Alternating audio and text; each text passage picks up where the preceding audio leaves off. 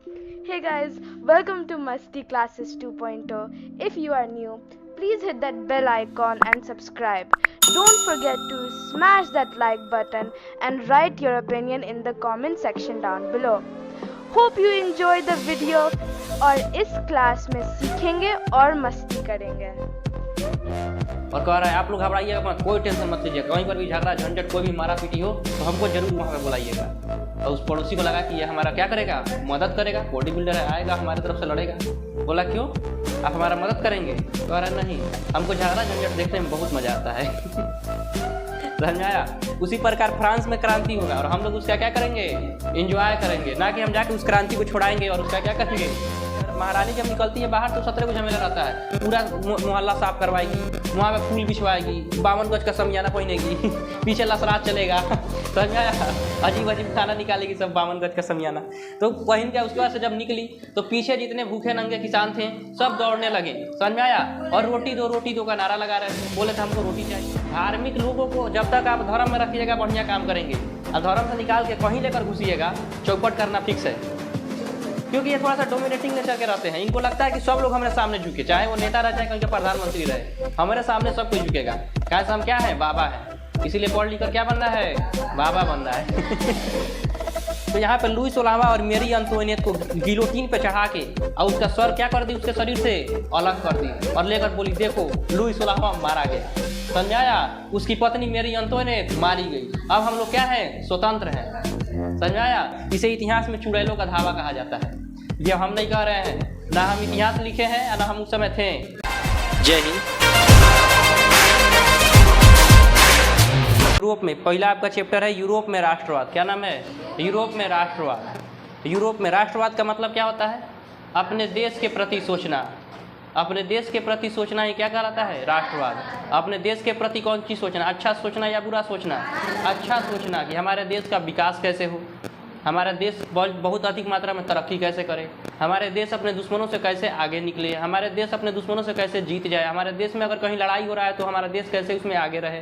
ये सभी बारे में सोचना क्या कहलाता है, राष्ट्रवाद कहलाता है।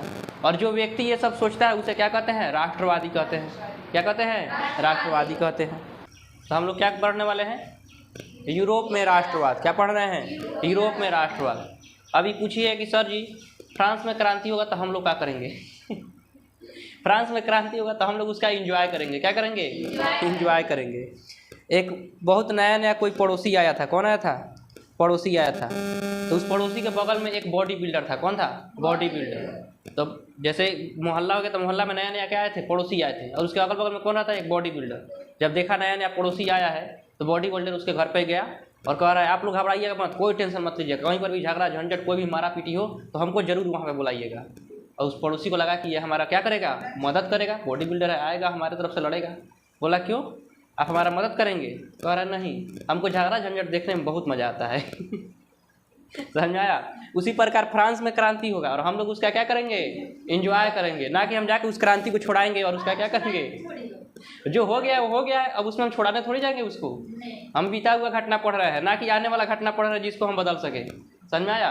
तो फ्रांस में क्रांति हो रहा है, हम उसका क्या करेंगे, एंजॉय करेंगे। चलिए एंजॉय करते हैं। तो पहला है राष्ट्रवाद। राष्ट्रवाद क्या है, अपने देश के प्रति प्रेम की भावना क्या कहलाता है, राष्ट्रवाद। यहाँ पे लिखा भी अपने राष्ट्रवाद अपने राष्ट्र के प्रति प्रेम है। राष्ट्रवाद अपने राष्ट्र के भौगोलिक संस्कृति और समाज में रहने वाले प्रेम में एकता की भावना है। यह एक ऐसी भावना है विश्व में हर देश के लोगों की भावना के रूप में क्या होती है, रहती है। दुनिया के किसी भी देश में चले जाइए, हर एक देश में आपको राष्ट्रवादी क्या हो जाएंगे, मिल जाएंगे, और वो केवल अपने ही राष्ट्र के प्रति सोचेंगे।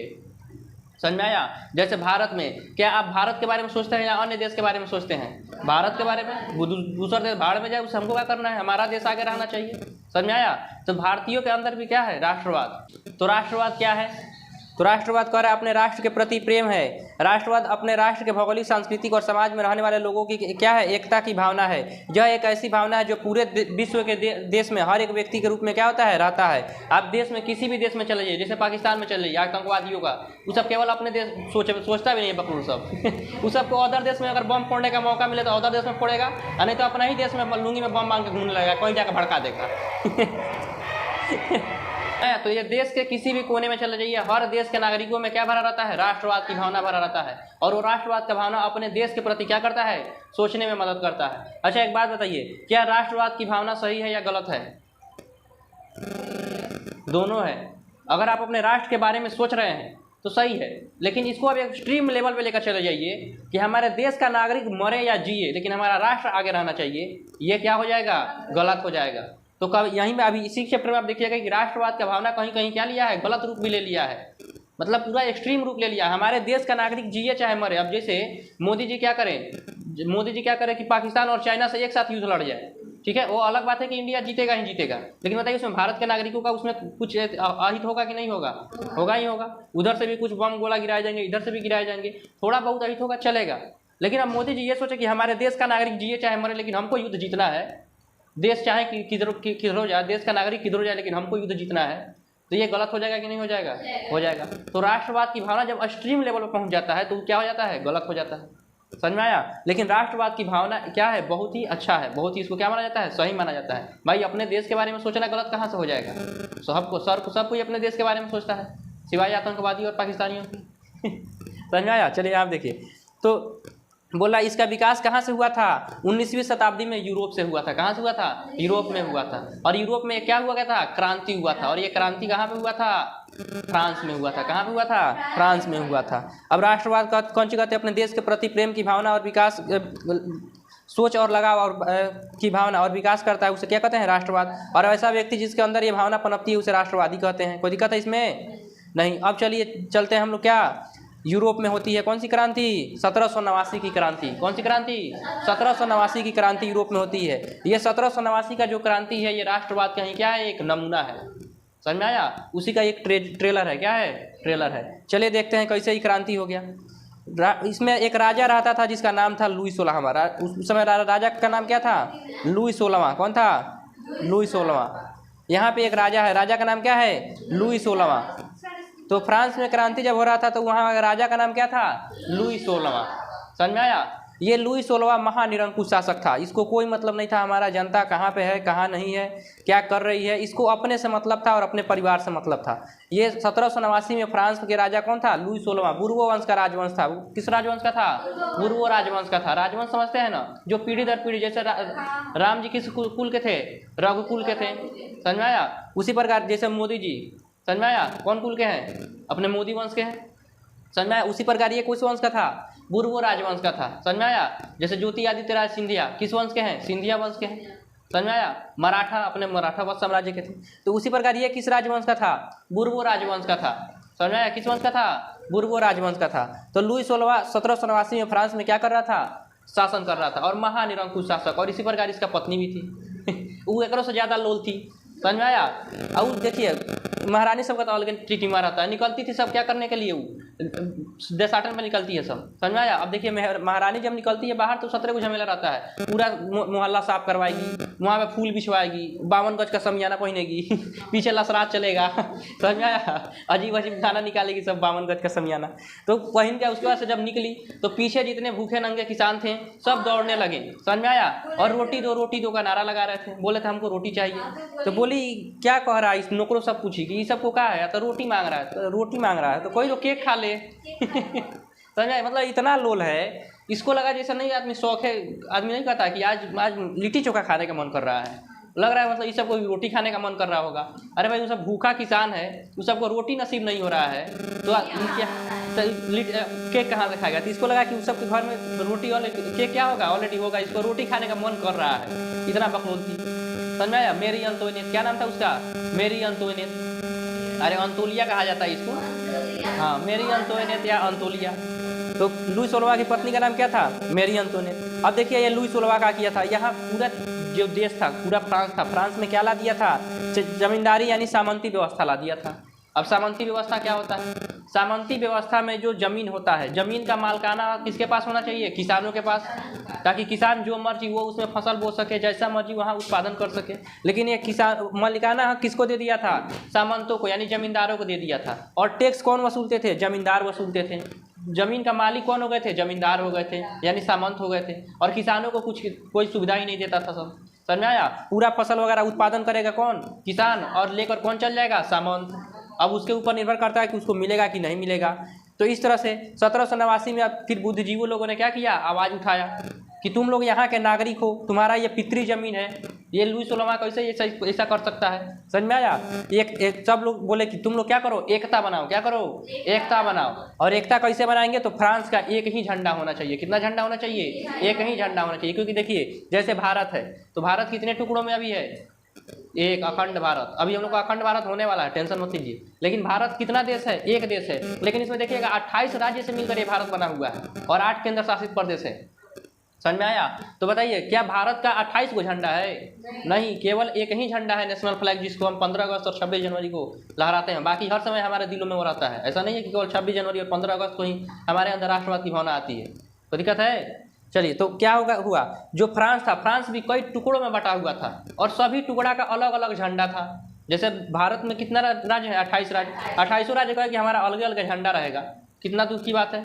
तो बताइए कौन अलग अलग लोगों को क्या लगेगा? अगर दूसरे देश के लोग अगर भारत में देखेंगे तो उनको क्या लगेगा? उनको लगेगा कि ये 28 देश क्या है? अलग अलग है। कौन आएगा, कोनो देश पे कब्जा करके चल जाएगा। और कोनो देश पे कब्जा मतलब भारत के एक राज्य पे कब्जा हो रहा है। समझ में आया। तो ये लोग बोले कि एकता बनाओ, और एकता बनाओ मतलब फ्रांस के जितने टुकड़े हैं और फ्रांस में जितने भी अलग अलग प्रकार के झंडा है, सभी झंडा को एकत्र करो और फ्रांस में एक ही झंडा होना चाहिए, और उसी झंडा के लिए सभी लोग क्या करेंगे? लड़ेंगे। तो इस तरह से फ्रांस का क्या हो रहा है? एकीकरण। क्या हो रहा है? एकीकरण। समझ में आया। लोग यहाँ पे क्या करने जा रहे हैं? एक झंडा बना रहे हैं। अब फ्रांस के बारे में समझिए। फ्रांस में क्या था? फ्रांस में एक राजा था। जैसे यहाँ पे संसद है, तो संसदीय व्यवस्था यहाँ पे है, तो फ्रांस में भी संसद था। समझ में आया। वहाँ पे बीच में राजा बैठता था और इधर पादरी बैठता था। पादरी का क्या काम है भाई संसद में? पादरी तुम अपना जाओ मंदिर वगैरह में, जैसे मंदिर में पुजारी होता है, मुस्लिम में देखिएगा मौलाना लोग होते हैं जो कबूल है अपना निकाह पढ़वाते हैं। पंडित जी लोग देखिएगा शादी वगैरह पंडित जी लोग हिंदू धर्म में कराते हैं। उसी प्रकार पादरी लोग किस में होते हैं? क्रिश्चियन में। तो फ्रांस में तो क्रिश्चियन थे, तो वहाँ पे पादरी को भी ये कहाँ जगह दे दिया था? अपने किसमें? संसद में। अब देखिए संसद में पादरी का क्या काम है? धार्मिक लोगों को जब तक आप धर्म में रखिएगा बढ़िया काम करेंगे, और धर्म से निकाल के कहीं लेकर घुसिएगा, चौपट करना फिक्स है। क्योंकि ये थोड़ा सा डोमिनेटिंग नेचर के रहते हैं। इनको लगता है कि सब लोग हमारे सामने झुके, चाहे वो नेता रहे चाहे कहीं के प्रधानमंत्री रहे, हमारे सामने सब कोई झुकेगा। कहाँ से हम क्या है? बाबा है। इसीलिए पढ़ लिख कर क्या बनना है? बाबा बनना है। चलो यहाँ देखो बॉबी लोग, पहले बाबा मत बनो, पहले बॉबी बनो। यहाँ देखो, तो ये क्या हो गया? पादरी रखता था। अब ये देखिए बीच में थे कुलीन वर्ग। कुलीन वर्ग कौन थे? जो सरकारी नौकरी में थे, सरकारी पेशे में थे, डॉक्टर थे, इंजीनियर थे। तो ये बीच में कुलीन, और इधर लेफ्ट साइड में जो थे वो कौन थी जाते थे? जनता, आम जनता। तो ये हो गया लेफ्ट साइड, और ये हो गया राइट साइड। कौन हो गया? Right side. और ये हो गया मिडल। मिडल मतलब होता है बीच में। कौन हो गया? बीच में। तो लेफ्ट साइड में हमेशा कौन रहता था? जनता। और राइट साइड में पादरी वर्ग। पादरी वर्ग को राजा बहुत खुश रखता था क्योंकि चर्च का बोलबाला था उस समय। समझ में आया। मिडल वर्ग के कुलीन वर्ग, तो इसी के सब सामंत वगैरह थे, तो वो तो उसको खुश रखबे करेगा क्योंकि सबसे ज़्यादा टैक्स वगैरह कहाँ से आ रहा है? कुलीन वर्ग से। और जनता के ऊपर जो भी टैक्स लगाता था सब किसके ऊपर थोपता था? जनता के ऊपर। तो जनता हमेशा राजा का विरोध करती थी कि चोट्टा लुई सोलहवां जब ना तब कोनो नियम कानून लगा के हमारे ऊपर थोप दे रहा है, खाली जनता को परेशान कर रहा है। समझ में आ रहा है। तो जनता बार बार किसका विरोध करती थी? फ्रांस की राजा जिसका नाम क्या था? लुई सोलहवां का। तो इस तरह से एक नारा ही चल गया कि जो सरकार का विरोध करेगा वो लेफ्टिस्ट है। अभी भी देखिएगा जो सरकार का विरोध करता है, मीडिया वाला कहता है देखिए वामपंथी को सरकार का विरोध कर रहा है, ये लेफ्टिस्ट है। समझ में आया। तो जो सरकार का विरोध करता है उसे क्या माना जाता है? लेफ्टिस्ट। और जो समर्थन करता है उसे कहते हैं राइट, यानी कि दक्षिणपंथी। समझ में आया। और एक होता है वामपंथी। तो दिक्कत, तो जो सरकार का बार बार विरोध करे उसे क्या कहेंगे? वामपंथी। तो सरकार ऐसा नियम कानून बनाता था, खाली जो भी टैक्स लगेगा किसको देगा? जनता को देगा। इसी तरह से एक ऐसा ही नियम बना दिया, सरकार को पैसा का क्या हो गया? कमी हो गया। बोला हम एक टैक्स लगा रहे हैं और वो टैक्स केवल और केवल कौन देगा? जनता देगा। समझ में आया। जनता भड़क गई, बोली चोट्टा लुई सोलहवां हम लोग यहाँ से वॉकआउट करते हैं, छोड़ के सदन क्या करते हैं? भाग जाते हैं। यहाँ के सभी लोग जितने भी थे यहाँ पे सभी लोग सदन को छोड़कर कहाँ चले गए? एक टेनिस का मैदान था जहाँ पे टेनिस खेला जाता है, टेनिस के मैदान में चले गए और टेनिस कोर्ट में जाकर वहाँ पे शपथ लिए कि जब तक लुई सोलहवां को हम लोग बर्बाद नहीं कर देते हैं तब तक हम लोग चैन से नहीं बैठेंगे। देखिए लुई सोलहवां राजा इतना छोटा है, बोला इस सदन भंग कर देते हैं। ये अब दुइये को सदन रहेगा, एगो पादरी रहेगा एगो कुलीन रहेगा। जनता का सदन क्या हो गया? खत्म, कोई सदन नहीं रहेगा। जनता और भड़क गई। समझ में आया। और तो देखिए ये लुई सोलहवां था, टेनिस कोर्ट में क्या कर दिया? विदेशी सैनिक को बुला लिया। क्या कर लिया? विदेशी सैनिक को बुला लिया। और यहाँ टेनिस कोर्ट में जितने भी लोग क्या कर रहे थे? हंगामा कर रहे थे, सबको पकड़ कर एगो वास्तिल नाम का दुर्ग था। कौन सी था? वास्तिल नामक दुर्ग था। वास्तिल में क्या कर दिया, वास्तिल नाम का एक किला था, किला को दुर्ग बोला जाता है। वास्तिल नामक किला में सभी लोगों को पकड़ कर क्या कर दिया, डाल दिया, और डालकर बोला आप करो जितना बवाल करना है। तो अभी लोगों को भनक लग गया कि चोट्टा क्या बुला दिया है, विदेशी सैनिक बुला दिया है। अरे भाई आप अपने देश में हैं तो अपने देश के सैनिक का प्रयोग कीजिए। हम लोग को देखिएगा, हम लोग अपने देश के प्रति जो सैनिक होते हैं हमेशा श्रद्धा सुमन अर्पित करते हैं, समझ में आया, हमेशा उनके प्रति प्रेम का भावना रखते हैं, हमेशा उनके प्रति सम्मान का भावना रखते हैं। लेकिन विदेशी सैनिक अगर मेहमान बन के आया है तब सम्मान का भावना है, लड़ने आया तब तो आदमी लाठी लेकर खेत देगा नहीं, आप पकड़े। अब बताइए कोई विदेशी सैनिक यहाँ लड़ने आ रहा था, आप उसका स्वागत कीजिएगा, समझ में आया। अब बताइए अगर मोदी जी अगर विदेश से सैनिक बुला ले कि भारतीयों को मारना है तो भारतीय विरोध करेंगे कि नहीं करेंगे, करेंगे। इसी प्रकार लुईस सोलामा देखिए विदेश से सैनिक बुला लिया, किसको मारने के लिए, अपने नागरिकों को मारने के लिए। अब वहाँ का नागरिक क्या कर दिए, विरोध कर दिए। और 14 जुलाई 1789 को वास्तिल दुर्ग को चारों तरफ से घेर गया, लाठी डंडा से मार के वास्तिल दुर्ग को तोड़ दिए, और पूरा जितना उसमें कैदी था सब कैदी क्या हो गया, आज़ाद हो गया। आज़ाद होकर लगा मांग करने लुईस सोलामा को मारो मारो मारो, समझ में आया। इसी में एक 5 अक्टूबर को, कब 5 अक्टूबर 1789 को 10,000 महिला सड़क पर निकल गई, समझ में आया। 10,000 महिला सड़क पर निकल गई और चल गई कहाँ पे, राजा के घर में, लुईस सोलामा मेरी अंतोइनेट, समझ में आया। जो इतना निरंकुश शासक जो जनता को इतना सता रहा है उसके पास चली गई। अब मेरी अंतोइनेट जो कह रही है कि रोटी नहीं है तो ब्रेड खा लो, केक खा लो, समझ में आया, उसके घर गई। और 10,000 महिला चारों तरफ से क्या कर ली, राजमहल को घेर ली। अच्छा लुईस सोलामा मेरी अंतों को निकाल कर अब बढ़िया से मारी, सब उसको धो डाली सब, समझ में आया। और तो और उसको गिलोटीन पे चढ़ा दी, कहाँ पे, गिलोटीन पे, दिखाई दिया ये गिलोटीन है। यहाँ पे देखिए मूड़ी लगा दिया जाता है, इधर यहाँ पे मूड़ी लगा देगा, और यहाँ पे एगो गणासा है, गणासा गिरेगा नीचे छपाक से और मूड़ी को काट देगा, देखिए यहाँ पे लेकर झुला रहा है, समझ में आया। तो यहाँ पे लुईस सोलामा और मेरी अंतोइनेट को गिलोटीन पे चढ़ा के और उसका सर क्या कर दी, उसके शरीर से अलग कर दी और लेकर बोली देखो लुईस सोलामा मारा गया, समझ में आया। उसकी पत्नी मेरी अंतोइनेट मारी गई, अब हम लोग क्या हैं, स्वतंत्र हैं, समझ में आया। तो गिलोटीन पे चढ़ाकर क्या कर दी, काट दी सब। कितने महिला थी, 10,000 की संख्या महिला थी, समझ में आया। इसे इतिहास में चुड़ैलों का धावा कहा जाता है। ये हम नहीं कह रहे हैं, ना हम इतिहास लिखे हैं ना हम उस समय थे, समझ में आया। अब चुड़ैलों लेकिन चुड़ैलों का धावा ऐसे ही, लेकिन नाम चेंज होना चाहिए। कोई गलत बात है भाई, लड़कियों को कोई चुड़ैल बोल दे, कितना गलत बात बोलता है। अरे वो तो अच्छा काम की थी सब, अच्छा काम की थी। राजा कैसा था, निरंकुश राजा था, उसको मारना जरूरी था, समझ में आया। तो उसको क्या बोला गया इतिहास में, चुड़ैलों का धावा। तो फ्रांस के क्रांति में क्या आता है, चुड़ैलों का धावा। और इस तरह से लुईस सोलामा क्या हो गया, मारा गया, क्या हो गया, मारा गया। और उसकी पत्नी भी क्या हो गई, मारी गई। कोई दिक्कत है। तो 1789 में ये सब क्रांति हुआ था, इसीलिए इसको क्या कहते हैं, 1789 की फ्रांस की क्रांति कहते हैं। कोई दिक्कत है। ये कैसे हुआ था, राष्ट्रवाद की भावना, जब लोगों के अंदर राष्ट्रवाद की भावना आई तो उनको लगा कि ये पूरा राष्ट्र क्या है, हमारा है, और ये राजा क्या है, गड़बड़ है, इसको हटाना पड़ेगा। तो इसके वजह से क्या हो गया, क्रांति हो गया। कोई दिक्कत है। चलिए इसको पढ़ लेते हैं। 1789 के फ्रांस की क्रांति का मुख्य कारण क्या था। तो 1789 के फ्रांस के क्रांति का मुख्य कारण राजनीतिक, आर्थिक, सामाजिक, बौद्धिक, ये सभी कारणों को माना जाता है, समझ में आया। फ्रांस की क्रांति के समय निरंकुशवादी शासक कौन था, लुईस सोलामा था। इस काल में भ्रष्टाचार का बोलबाला था, हर जगह भ्रष्टाचार चलता था। जैसे अभी देखिए, आपको पुलिस पकड़ ले, हेलमेट नहीं है तो आप क्या तो चालान कटवाइए 15,000 का, नहीं तो 500 रुपया पीछे से थमाइए, चल जाइए।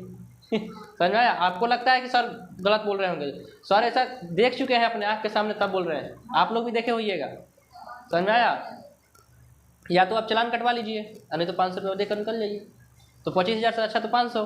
तो इसमें ऐसा नहीं है कि केवल प्रशासन का गलती है, आप लोग का भी गलती है। आप लोग बिना हेलमेट का चलिए क्यों रहे हैं, आप लोग ऐसा काम क्यों कर रहे हैं कि चालान कटवाना पड़े या फिर घूस देना पड़े। आप ऐसा काम करवे मत कीजिए।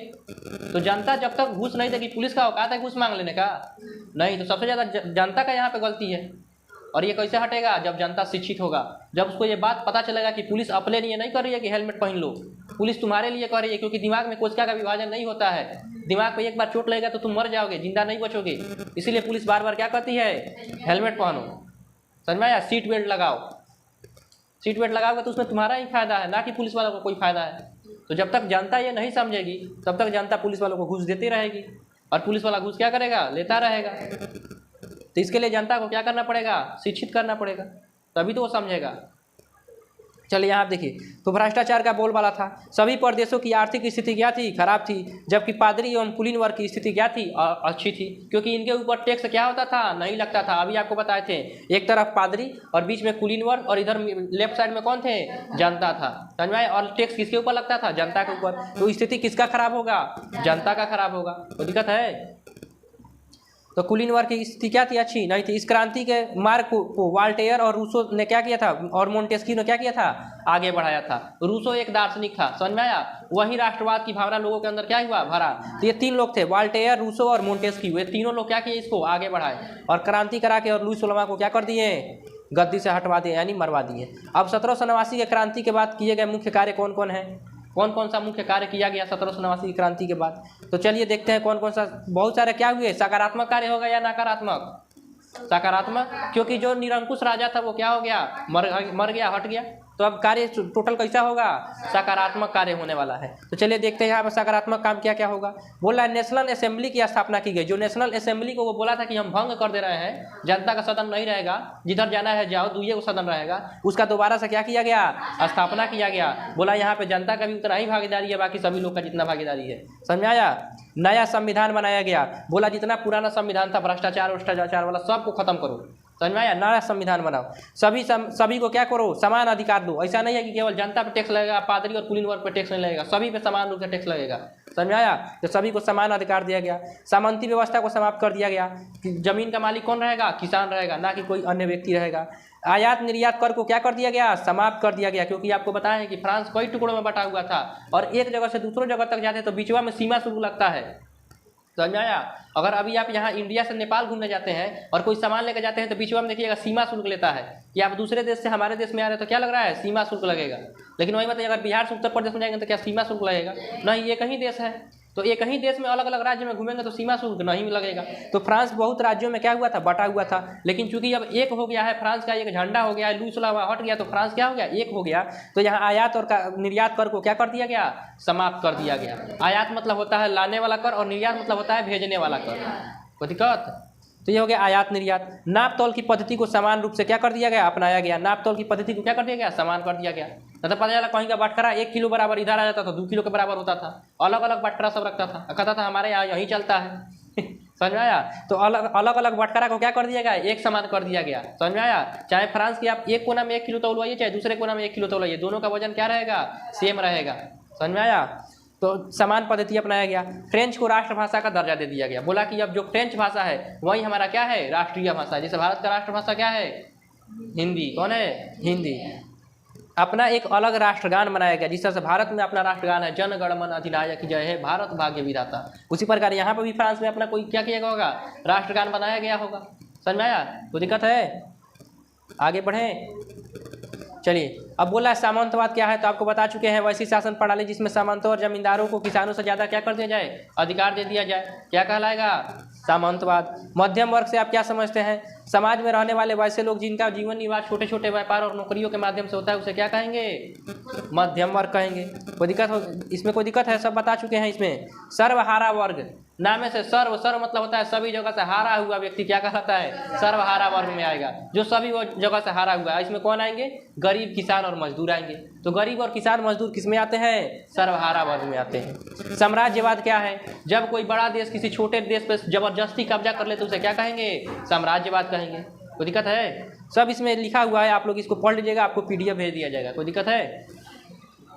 अब नेपोलियन के बारे में चलते हैं। फ्रांस का क्रांति क्या हो गया, खत्म। फ्रांस का क्रांति क्या हो गया, खत्म। लुई 16वां क्या हुआ, मारा गया। तो लुई 16वां के बाद से कोई ना कोई तो राजा बनेगा। और जब लुई 16वां, जब फ्रांस का क्रांति हो रहा था 1789 में, उसी समय एक बच्चा था मात्र 21 वर्ष का। कितना वर्ष का, 21 वर्ष का एक बालक नहीं कहेंगे, युवा, 21 वर्ष का एक युवा फ्रांस की राजनीति में प्रवेश करना चाहता था।